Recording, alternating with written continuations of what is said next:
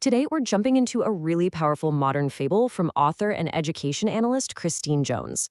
She's written a story to try and diagnose what she sees as a deep societal illness, and it's called The Garden of the Severed Root. So let's explore it. Now, the full title of this fable is The Garden of the Severed Root. But look at that subtitle, Withered Leaves and Spoiled Fruits. Right away, that paints a picture, doesn't it? It sets this tone of decline, of something that was once healthy and is now decaying. And that really begs the question, what went wrong? So Jones calls her story a forensic fable. Now think about that. She's using her background in forensic investigation to do more than just tell a tale. She's trying to conduct an analysis, a kind of autopsy, on what she calls education subversion, and the civic decay she argues comes right after it. And this is the central idea we really need to get our heads around: education subversion. For the author, this isn't an accident. It's a process of intentionally removing those foundational principles, things like truth and reason, from schools and universities. And in her view, this is the absolute root cause of the problems she's about to describe. Okay, so let's go to the beginning of the story, back when things were good. We start in what she calls the Orchard of Inheritance. And this is meant to represent a society that's built on a really solid, inherited foundation of unchanging principles. In this society, the people see themselves as caretakers, or stewards. You see, they didn't plant the orchard, they didn't invent the rules that made it thrive, they were simply entrusted with it. So their whole relationship with their world is built on humility and responsibility, not on ownership or the idea that they can just create it however they want. And these are the fruits that the healthy orchard produced: virtues like truth, justice, reason. Now, the key point in the fable is that these aren't just opinions or things the people voted on. They're described as real, nourishing things that the society absolutely depends on to survive. And this quote right here, it just nails the core idea.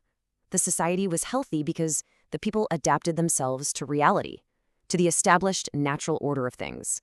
They didn't try to bend the world to fit their own desires. Instead, they aligned themselves with what was true, and that was the secret to their strength. But of course, then comes the twist. The story introduces what it calls the whispers of subversion.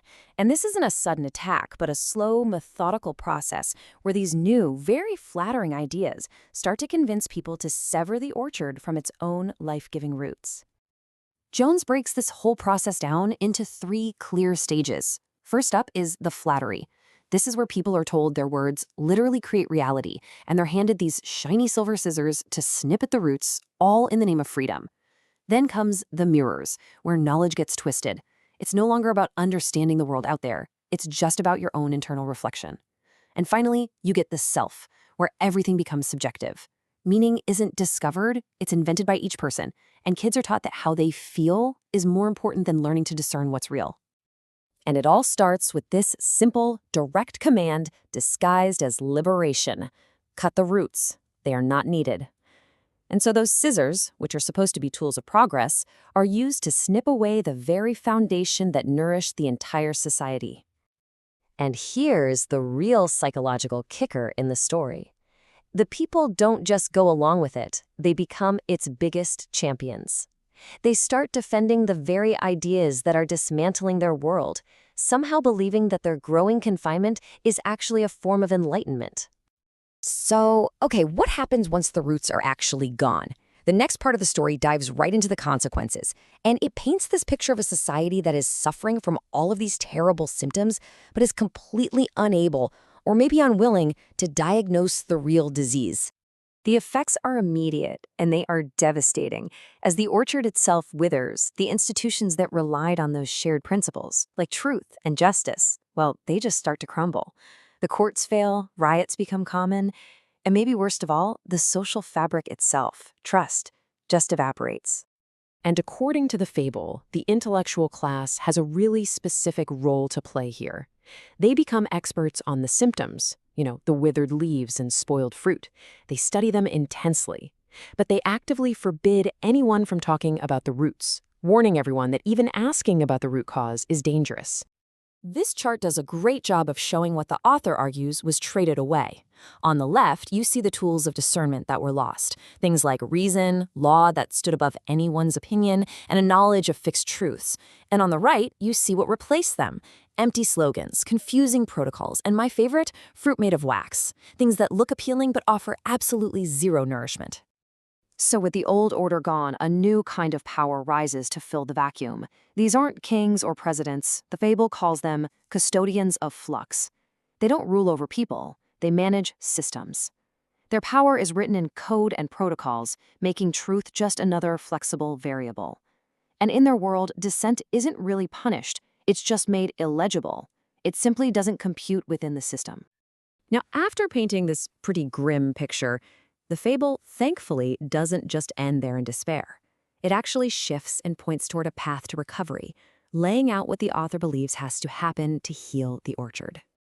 And the solution proposed here isn't about building some new, better system. It's not about innovation. It's actually about recognition and, frankly, repentance.